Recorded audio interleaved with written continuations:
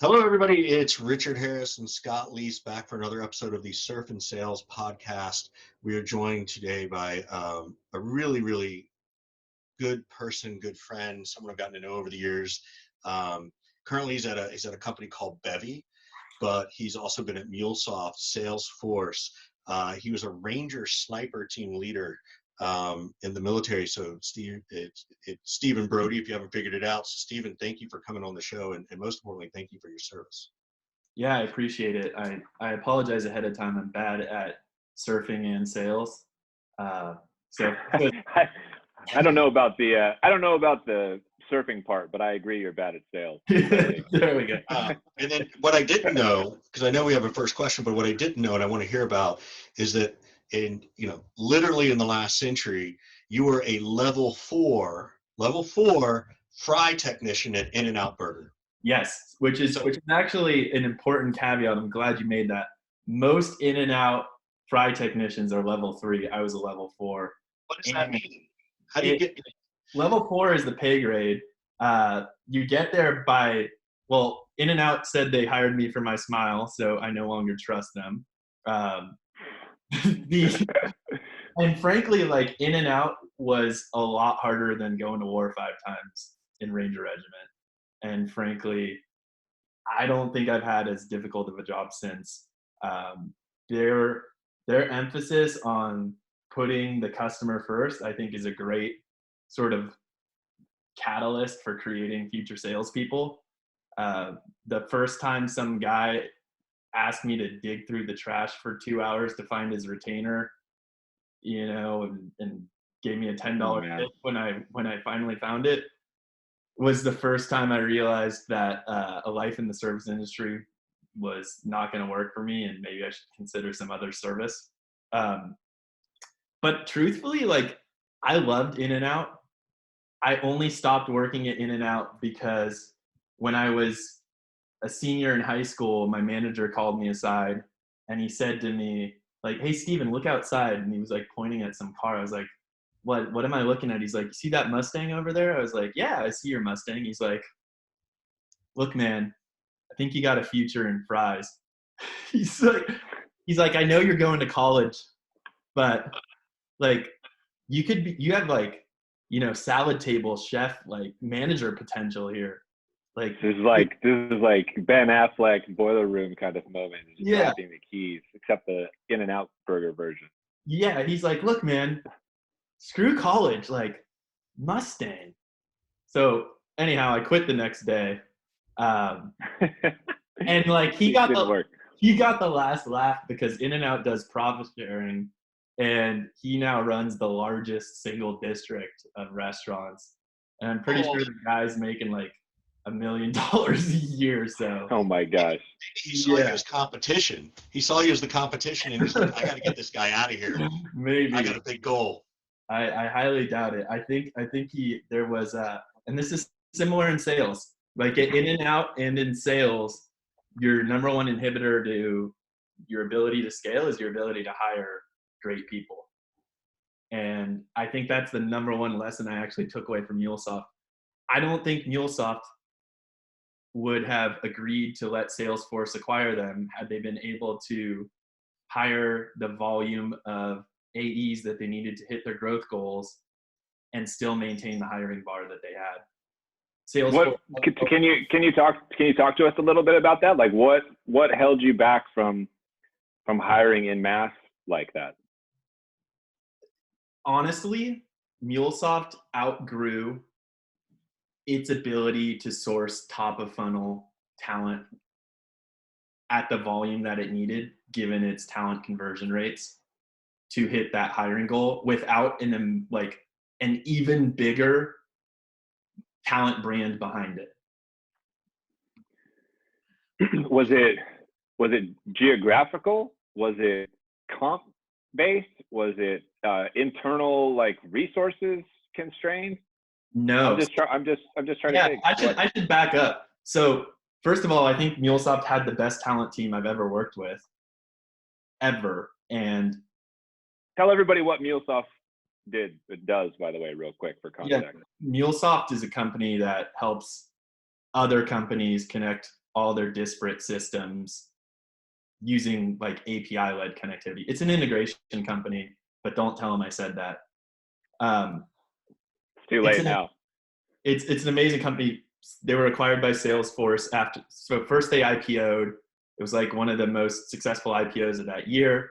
And then they were acquired by Salesforce for more than $6 billion.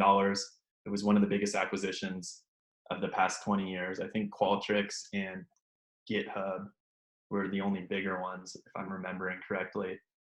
But just to back up, I actually had been running the America's Inside Sales org and account development orgs.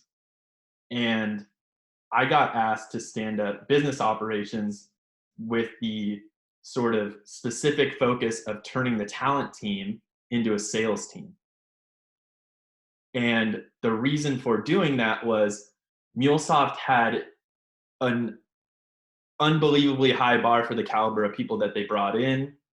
And the conversion rates were really low at the top of the funnel, and they were really low throughout the rest of the funnel. So our thought process was, if we can train the talent organization to operate more like a sales team, we can drive more top of the funnel talent and actually hit our hiring goals. And the truth is, we were making a ton of like really amazing progress, but the growth goals, once you're a $3 billion publicly traded company, in order to hit the sales goals of just continuing to drive that kind of outsized growth, were really, really high. And I think that was a key catalyst in considering whether or not an acquisition made sense. Yeah.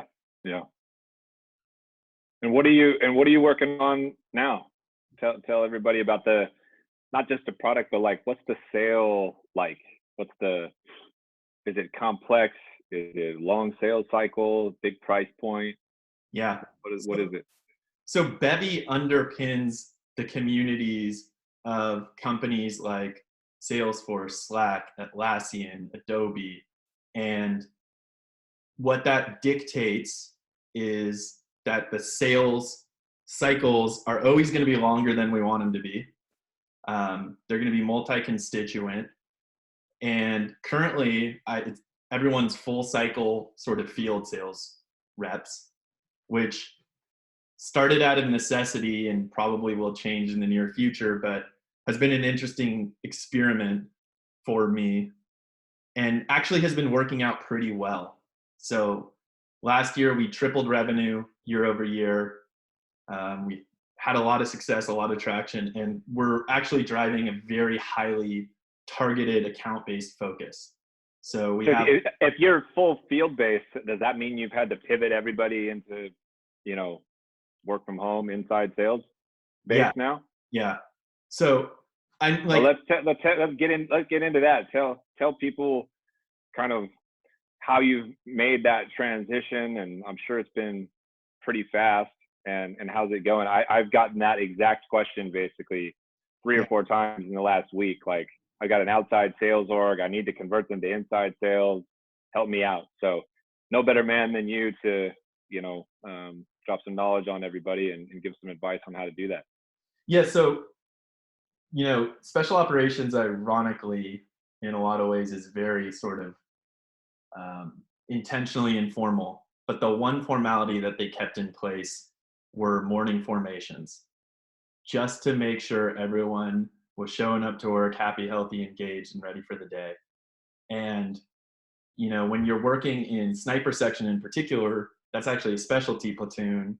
So you're not attached, or you're not part of like the typical line platoons. So you're kind of like this very even smaller subset of the broader organization. And there's very loose accountability.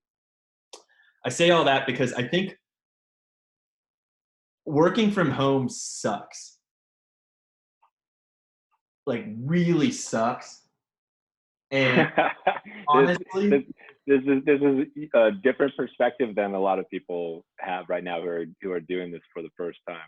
Yeah, what I would say is it sucks because it's hard to context switch when your dog wanders into the room. I don't have kids, So it sucks less for me, I imagine, or maybe it sucks more for me because I don't have kids, depending on your opinion. But I think the point I was trying to get to, and I apologize for failing to get to it quickly, is adding a daily stand-up that's very unstructured at the beginning of every day has been the single biggest sort of change that we've made. And I now realize we probably should have had it anyways. But I both created a daily stand-up and I've actually assigned out people to own each day. And what that's done is created an added layer of accountability and a level of intentionality with it that allows it to be unstructured from my perspective, but create value from the reps themselves. So is that like Scott owns Wednesday, Richard owns Thursday, Steve owns Friday type thing? Exactly. And, like each day can be both topical or unstructured. Like there is no rules. And, when I was running the America's Inside Sales org at MuleSoft, we had people in 6 cities. And for our meetings, what was actually critically important, and I'm glad I learned that lesson then, was facilitating like geographically dispersed video meetings, which, you have to actually call on people. You have to put people in gallery mode. And frankly, like actually as a leader, you kind of have to call out when people clearly aren't paying attention. Yeah. Outside of like your kid stumbles in and grabs your leg or whatever, like, hey, like Jeff, like, what do you think? I can see like you're opening your lap. We had like Zoom rooms. I would actually like straight up, we had a rule where it was laptops down. You can't do that when people are working from home, obviously. But I mean, like this all makes me sound like a prick now that I'm saying it out loud. But I would call out people for opening their laptops. No, I'm right there with you. I had a no laptop. Richard, you're on mute. I had a no laptop rule, no cell phone rule during meetings and things like that. Put it all away. And specifically when I have done trainings for I'd say like mid-size to large size groups, like I always try to find the person who's sort of daydreaming and not paying attention. Mm-hmm. I specifically would call on them to snap back to reality, snap back to life or whatever. So, yeah. Go ahead, Richard. You were on mute earlier, Richard. Yeah, no, I was just gonna say I've seen Scott do that, and he's a master at it. I think I still feel guilty for doing it when in fact I shouldn't, and I don't anymore. But it's really important. It's a message, right? And in fairness, the other person should feel more guilty than I do, because they're distracting all of us, right? They're taking away from the rest of us because we all see it. So it's interesting. What have been, so how big is Bevy now, just so we have some context? Yeah, so Bevy's 35 people. There's 5 AEs and myself. I have a head of sales operations and effectiveness who's amazing. I wish I had hired her sooner. We probably would have quadrupled or quintupled revenue. How long did you wait to hire that person? Too long, like a year. Define a year. Wow. I'm on record. I don't remember whose show it was, but somebody asked me like, what's the first hire you make when you become a VP of sales? And I'm on record like a year and a half, 2 years ago, is always a head of sales operations. Always. First hire that I make. 100% agree.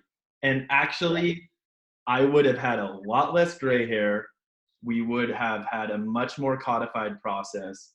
And, I've worked with her before, so I know her strengths are my weakness. But instead of getting an inch deep and a mile wide, I would have gotten a mile deep on the 3 most important things, and we would have knocked them out of the park. And it's literally the single most important hire, period. In fact, I would have rather hired her than an AE because I could have gone and done some sales myself. Yep. So, yeah. That said, I'm glad I hired was amazing too. I'm glad you're on the same page as me now with this first hire being the head of sales ops. I've been encouraging all the companies that I talk to and advise and their new heads of sales and stuff, like really put in the time and invest in this, get it right. Don't hire even like a real junior person. Hire somebody really strong, preferably somebody that is a known commodity like you did. You hired somebody you used to work with before. Makes all the difference in the world, I think. Yeah. Yeah, like so my philosophical sort of stance on sales is if you have an A+ process and only hire A+ people, and this is I think where Scott, you and I disagree because you believe in, if I'm misquoting you, tell me if I'm wrong here, but I think you've said at some point something about you can hire B players. I think if you have an A+ sales process, only hire A+ people, and you have the ability to fill your talent funnel and get enough people in, then that's when like 10x results happen. If you have an A+ process and B people, I actually think you can have A- results. If you have an A+ people and a C process, you're gonna have C+ results. I'm trying to. There's a lot of letters and grades. That's a complicated math equation. Numbers there. I'm not that smart, Steve. I don't. It's Scott not that I needs to hire a disagree. sales operations person for this podcast. Yeah, that's what I have. Somebody here to do math for me. I don't think that I disagree with you. I just think that there's a lot of cases where people in head of sales roles aren't given the freedom and flexibility and trust and the time necessary to make sure that we are only hiring A+ people. So I feel like I can put an A+ process into place, and despite every argument that I make about investing in tools or get the compensation right or treat your people right, like there have been times where I can't get an A+ person, and so I've had to take C and B players and turn them into B+, A-, and do the best I can. So I don't think we totally disagree. No, so this is where because I've been a part of this with Scott, and I've seen him do it numerous times, is that he can take that B player and turn them into an A+ player. He knows how to do that. He knows how to motivate people in a very different way. So I think that Scott totally can do that, but he's wired to get the best out of people differently than a lot of traditional sales leaders are. Scott's not your traditional sales leader, right? I think Steven, you tell me if I'm wrong, based on your background and where you came from, you kind of had to, you sort of did your job. You show up and you do your job, and I would assume a lot of that has come from the military and to the excellence you had to be. For those who don't know, Steven is, I assume you're still registered as a sniper. He's a lethal weapon, as far as I know. But you can't be anything but an A+ player there. There's no other option for you. Yeah, I think here's where I think the nuance matters, because maybe we're saying the same thing or maybe not. But first, I appreciate the compliment. I haven't done any long range marksmanship in 6 years. I don't think I can hit the broadside of a barn right now. Well, let's hope you don't have to. Yeah, which is, maybe I'm an outlier, but shooting guns isn't fun for me. I associate it with work still.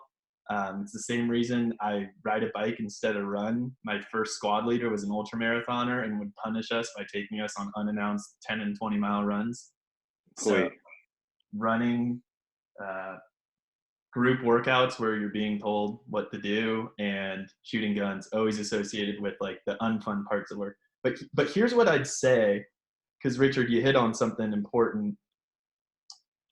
I think the nuance here that matters is I define an A player based on their upside, like their ceiling and not their floor. I think the difference between great sales leaders and mediocre sales leaders is the ability to identify someone with a ton of upside and get them to a place where they can actually realize that. I think that the underpriced asset approach to sales hiring is the absolute best approach.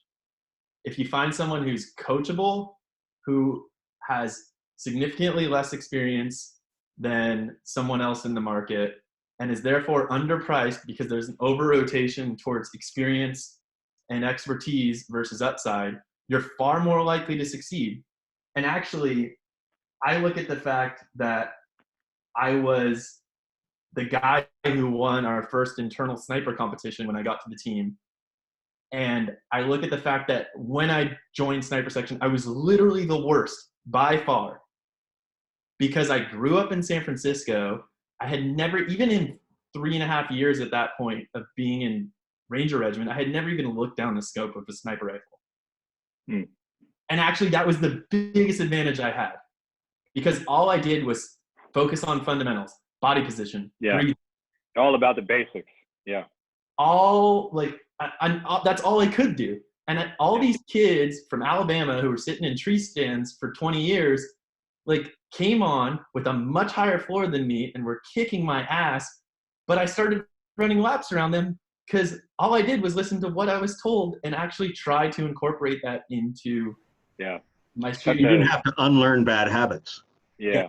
So much truth in that story as it pertains to people getting into sales for the first time and the types of folks that you want to hire and how you can coach them. That really resonates. I hope everybody's paying attention to that. Hey, Scott, so I got a question for you on that, Steven. Hopefully my audio is better. You know, we all hear a lot, particularly in sales, particularly in the startup world and SaaS, where we all swim.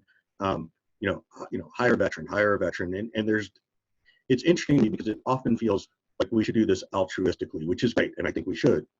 But what I think a lot of people don't know, particularly people who have never been in the military, you know, we can sort of see the common denominator of, okay, they went to boot camp, they learned how to march, they can follow a process, those kinds of things.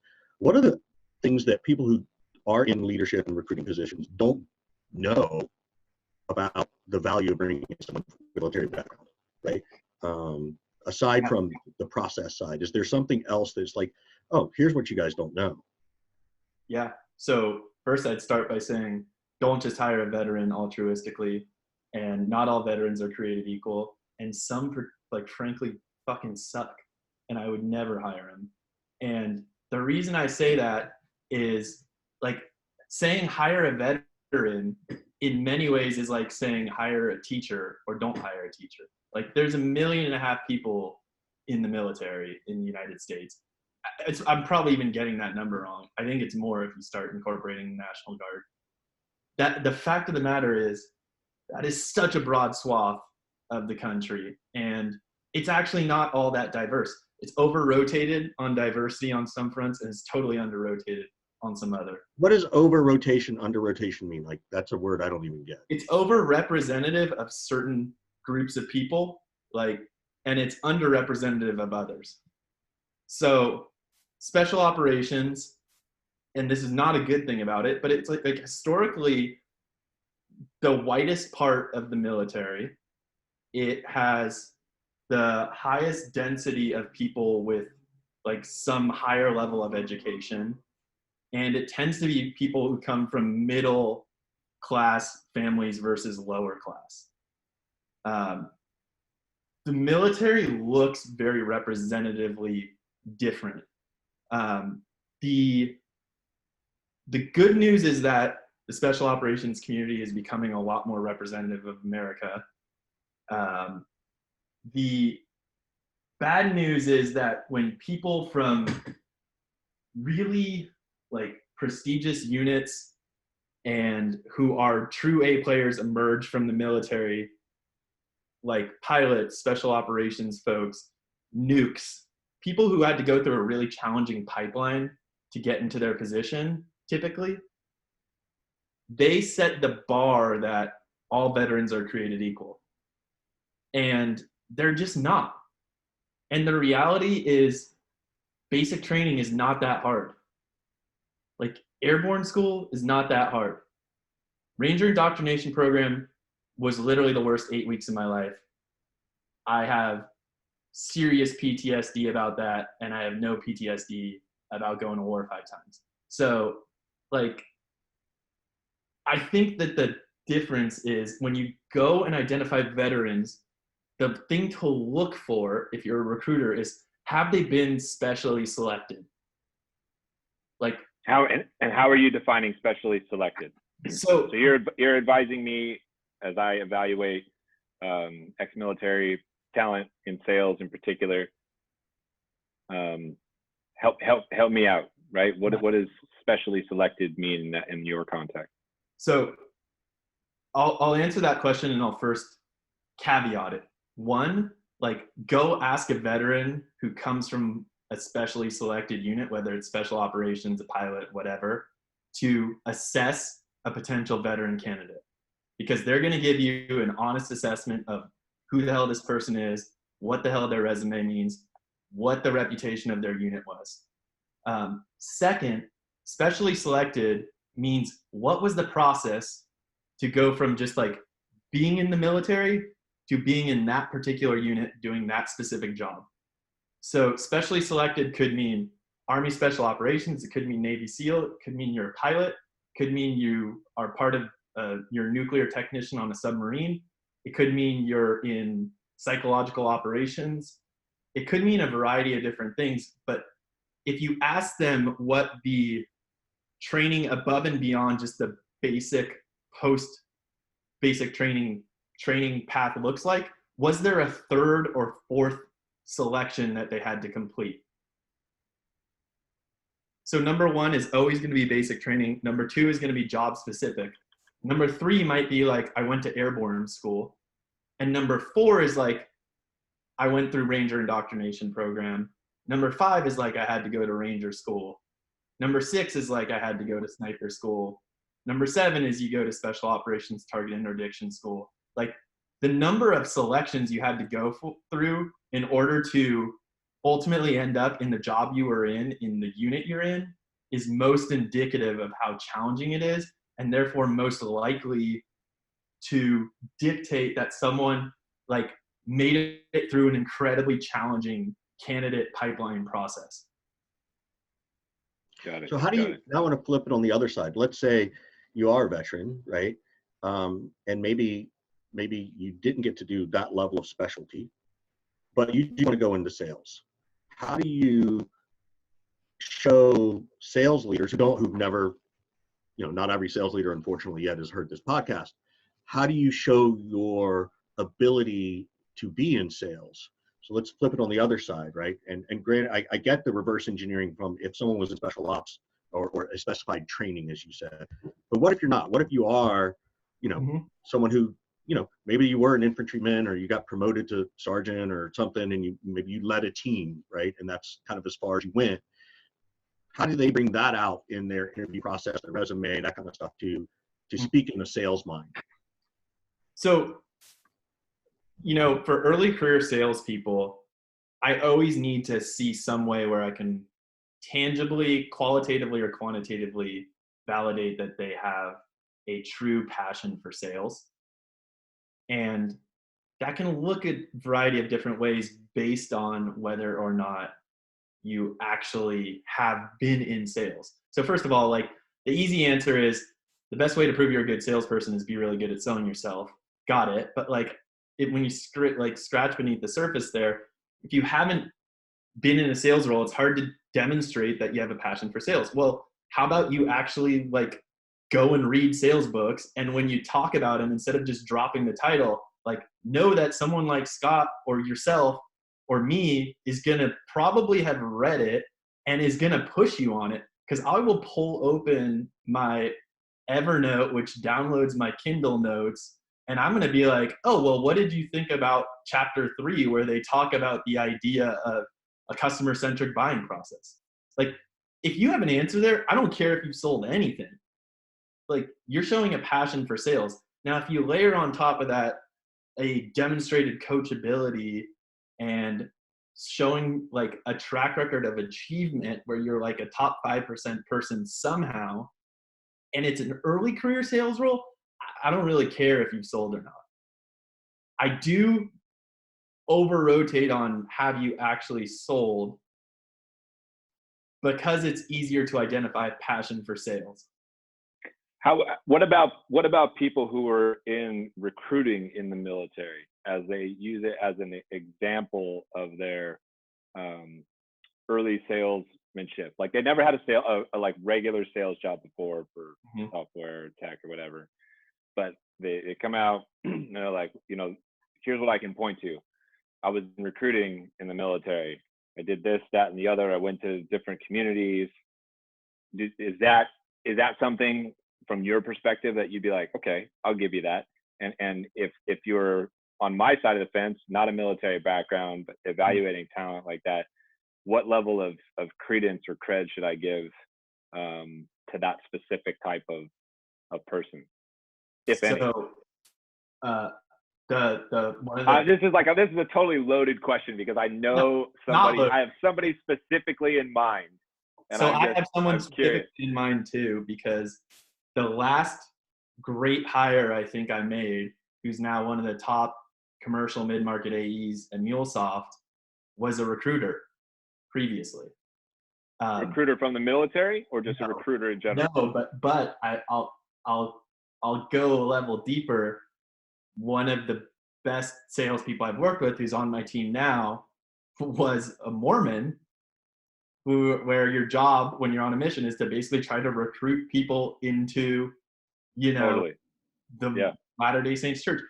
Here's the interesting thing about that. Like, I literally had this conversation the other day where I was like trying to get someone to think about triaging which accounts to focus on. And I was like, are you selling Bibles or are you selling religion? And the reality is this is someone who's literally sold religion.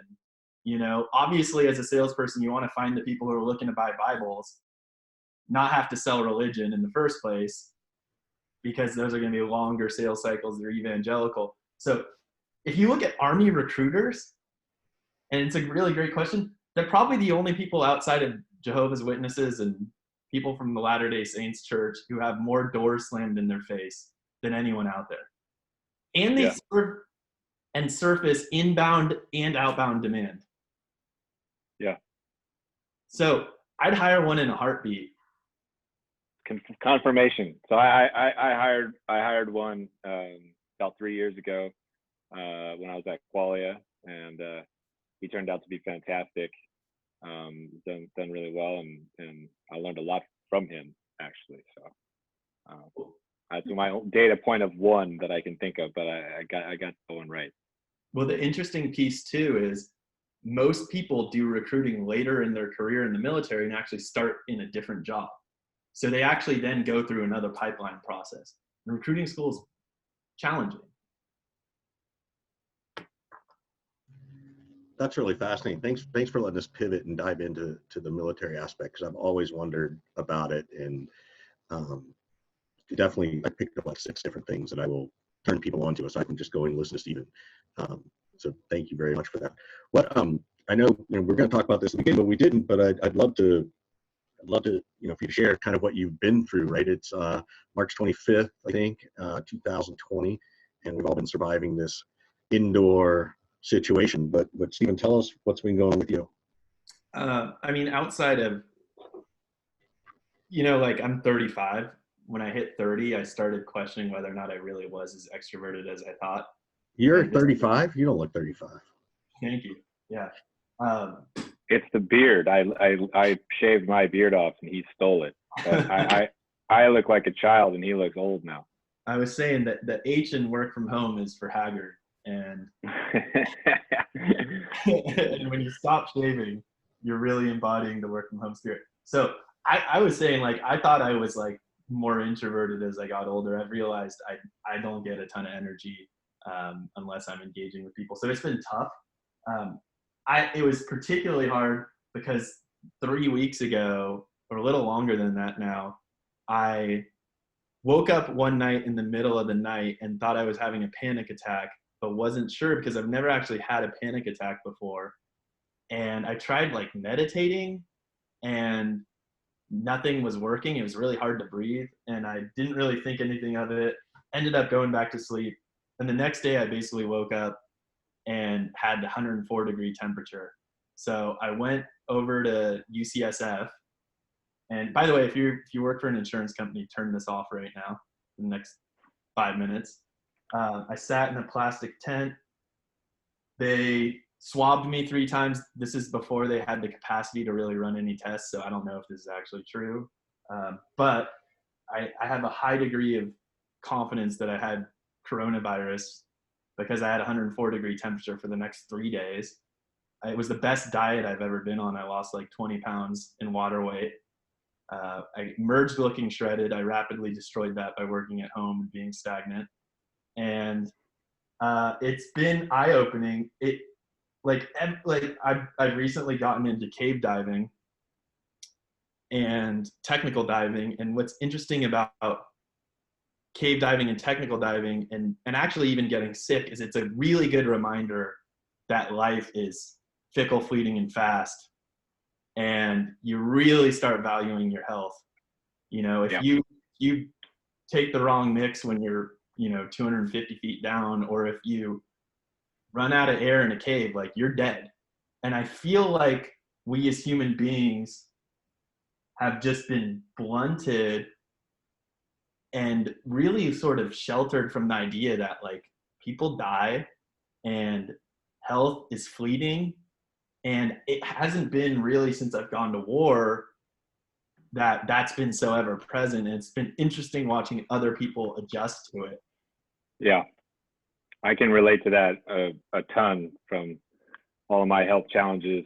In my youth, I mean, I've been on some level dealing with my mortality very consistently for 20 years now.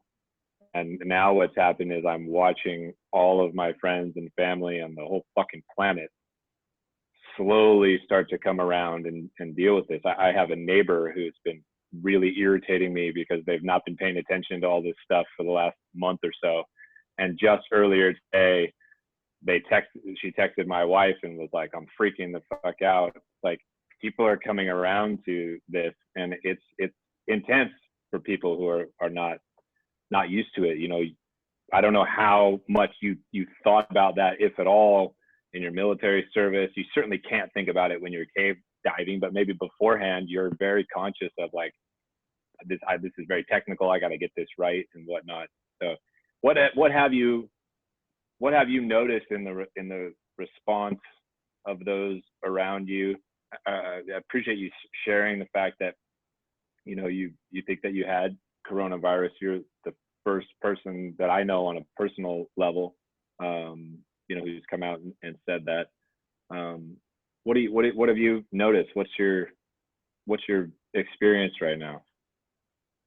The first thing that hit me was how amazing the team I work with is, because like, I feel like your goal as a sales leader is to make yourself obsolete.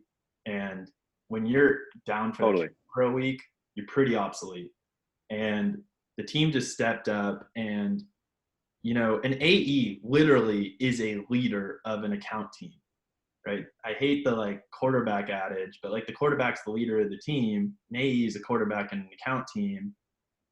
The AEs I hire, I'm always looking for like leadership potential or leadership experience. I actually over-rotate on leadership experience over sales experience because I believe sales can be taught.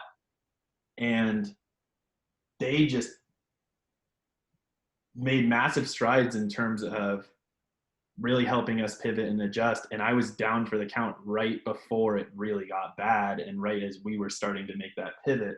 The second thing that stood out to me, my wife had stage 4 cancer, and that was like over the past couple years, and she's just now been like clean for like 6 months or something.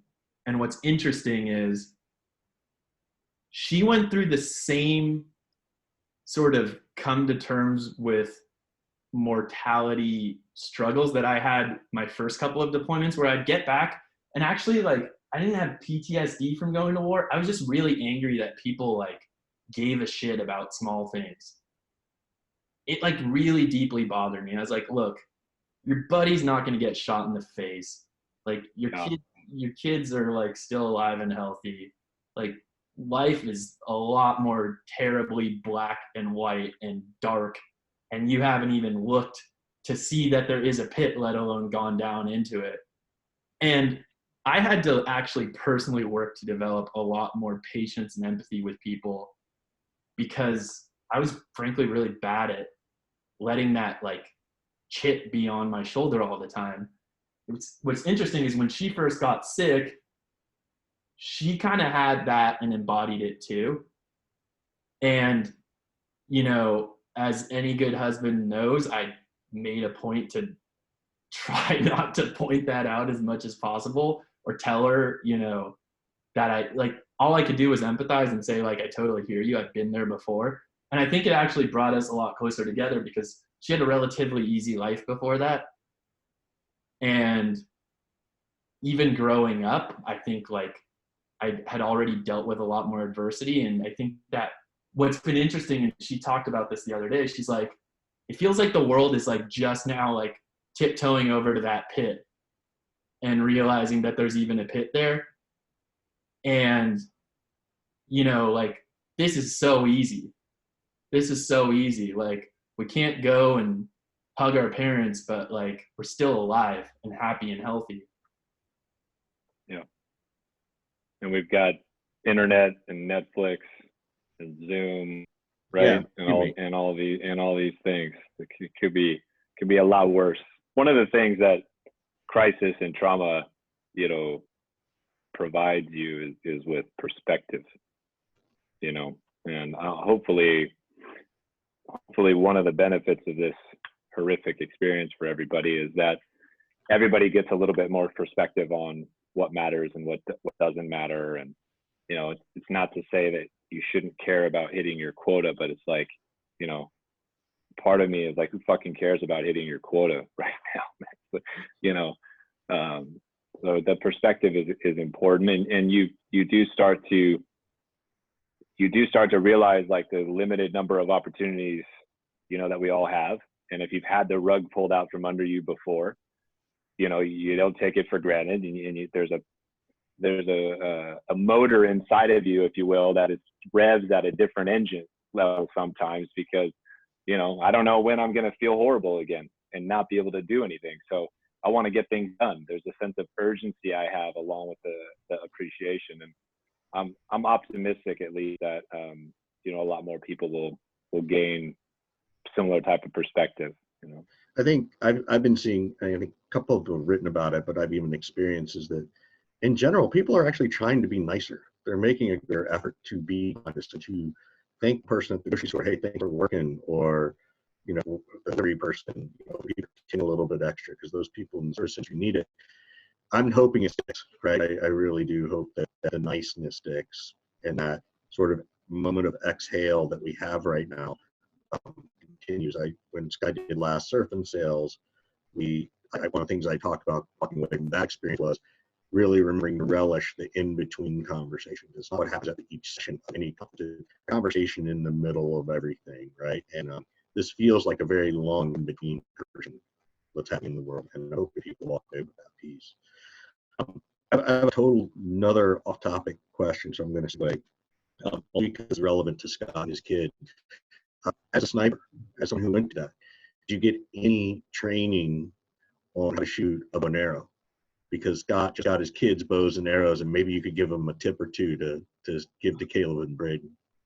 This is they're in the archery section of their gym class at homeschool. That's what it is. Wow. Yeah. First of all, I wish I had that. I grew up in San Francisco, though. Actually, Golden Gate Park has an archery range, fun fact, and Buffalo's. So no, not only do I not have any experience, but ironically, just the other day, my buddy invited me to go bow hunting with him, and I was like, can I bring a rifle? Otherwise I am going to die, because I'm gonna have to get close enough to something to shoot it with a bow. I love the idea of hunting. I grew up in San Francisco, though, and had a single mom, so, you know, the first time I learned how to clean an animal was doing training. So I'm just totally lost in the sauce, and you know, it is what it is. I wish I was. Hey, let's make no mistake here, okay? I'm pretty. This is like the most country thing that I've probably ever done with my kids. Okay, I'm extremely useless at all sort of things, hunting and whatnot. But spent some time in Newcastle over the Christmas break, and my buddy has got this big piece of property, and he had this bow and arrow and bale of hay and a target on it and everything, and so they spent a bunch of time over New Year's just firing away on that thing. And lockdown here, and if you know my kids, who are 12 and 10-year-old boys with a truckload of energy, like, I got to find some way to, you know, do this. And if I'm go down a negative path and think we're headed towards the apocalypse, like, you know, them having some bow hunting skills could come in handy at some point. I might need them to get dinner for me, since I sure as hell ain't gonna be able to do it. You know what? It's funny. I actually forgot, but we used to go to the civilian marksmanship course. That it's like civilian, but the government would contract it out as, in particular, special operations units. This guy Todd Hodnett is like on the forefront of advanced long-range marksmanship stuff. But the training would take place in this place called like Canadian Texas, like out with like the oil fracking fields and on West Texas, maybe. West, yeah, like northwest Texas, if I'm remembering. Yeah. Like Amarillo was the closest town. Yeah. And the actual best and most applicable training I ever did is every night we'd go out, put all our night vision shit on, and just go hogging because there are pests there.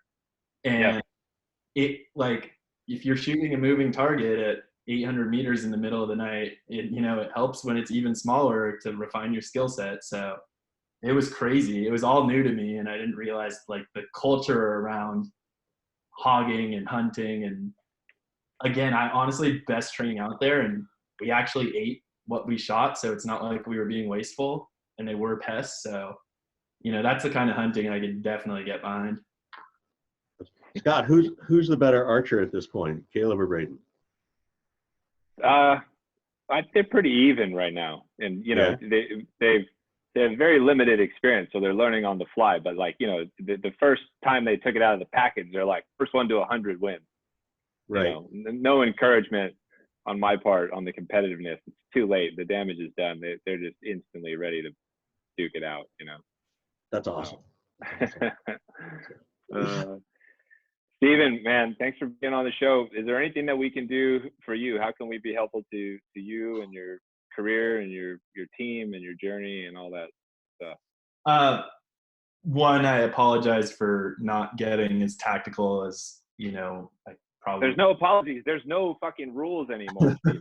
No agenda. No rules. Okay. We're like, yeah, we're days away from doing whatever we want. You could day drink now. In the middle of the week. As long as you're 6 feet away from everyone. Yeah, I look. The only thing I'll say is, if you are an SDR or an AE that wants to go and work for the kind of company that has really figured out something critically important, which to me is that, and this is why this podcast is so important, like the world in which we operate, in particular in SaaS and definitely in sales, is just like, it's so challenging right now. There's sort of three forces that are conspiring against you. One, your product might be good and it might be better than your competitors, but it's really easy to rapidly innovate. So solution selling doesn't work. Having the shiniest object doesn't work. Like, I'm trying to think of an example where I won't offend anyone, but I won't say it. But what's the difference between your platform and your competitors? Yours is red and theirs is blue. But beyond that, it's indistinguishable. There's feature function parity. Second of all, marketers have constantly shifted and adjusted their tactics, but whatever they're currently focused on, whether it's creating a content engine, whether it's using chatbots, whether it's doubling down on social, all those channels are saturated and it rapidly becomes noise. And there's this expectation that salespeople are going to take those efforts and engage in the world in a credible way, in spite of the fact that no one fucking trusts you. And so I'm excited that I ended up at a company where really all we do in our essence is connect your prospects and your customers, or your developers to your other developers, in order to drive business impact, because people actually trust your customers and they don't trust you. So if you're an SDR, if you're an AE, you've got massive upside, tangible track record of driving outsized performance, you're gritty, you're coachable, you're someone who's got a growth mindset, hit me up. Steven's hiring. I'm hiring, yeah. Because look, good. We're all. I mean, I'm sure you're seeing it too, but I'm seeing every single day loads of people losing their job right now in sales, and everybody's asking me and asking Richard, "Who do you know who's hiring?" So I absolutely will start steering people your way. Yeah, and the last thing I'd say, I would just want to encourage people to think about skating to where the puck's going. Look, I probably butchered that quote, by the way. I think Wayne Gretzky said it, and don't mistake what I'm saying, because if the puck's in front of you, you got to hit it. If you're in the midst of a pandemic, you got to acknowledge it. You got to call it out. You got to double down on empathy. You got to be a lot less salesy and add a lot more value. And maybe your call to action isn't like, you should look at the platform, but hey, how can we double down and share best practices about what we're seeing across our customer base in terms of how they pivoted their business to deal with this challenge that we solved. I don't know, but I would just encourage people to pick their head up and start thinking about future-proofing their business. And it's funny, like I look at the Zoom stock and the PE ratio is insane right now. And Zoom is unbelievably valuable right now. And I will also forever associate it with being forced to work from home. And the second this thing is over, the first thing I want to do is go like hug someone, in a non-creepy, social. And never use Zoom again. And probably never use Zoom again. Now, at least for a while. At least, yeah. And like there is lessons to be learned. Like when you think about, like we drive both in-person and virtual community. I think like when you think about big in-person events, I imagine companies are going to have a lot bigger aversion to doing large conferences because it's a massive investment, it's a massive risk, there's a lot of effort, and it doesn't scale. So start thinking about like, if I'm trying to connect my customers to my prospects, is it better to do that in a lightweight, cheap way, like community, like Salesforce Trailblazers do? Or is it better to do that by continuing to invest in these extremely expensive events that are the first to get canceled and you probably didn't have COVID insurance? I don't know. Or option C, you go to surf and sales. Or surf and sales. It's a very small group of people, right? Yep. And a little vacation kind of thing. Maybe in some way this whole tragedy will help the rise of the micro sales conference like surf and sales. Yep. So I actually believe, and that's why I'm glad you brought this up. Surf and Sales is the perfect example of what a great community-focused conference looks like. It is a small, intimate group where the focus is on collaboration, learning, and sharing versus being talked to at a really snazzy venue where they like serve really shitty food.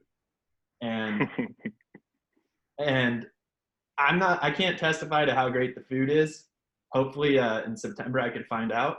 It is the single thing that consistently everybody says a 10 out of 10 every time. It's the thing they're the most surprised by, is yes. what they say. Yeah. I'm really surprised the food was so good. Yeah. Well, we need to come. Like, yeah, we don't worry about surfing. I appreciate your take on that and plugging us a little bit. We'd love to have you and anybody from your team or people that come once we get out of this mess that we're in. Needs to be the first sales contest once travel's allowed. Yeah, that's right. I'm glad you're on the mend, man. You appreciate you sharing your story with us and being a little bit vulnerable and everything like that. Scary shit, but inspiring to see you still in good spirits as usual, man. Thanks for the time today. Hey, thank you again. Really appreciate connecting, and it's an honor and privilege to be on the podcast. Oh man, wow. Thank you so much, Steven. We'll talk to you again very soon. All right, see ya.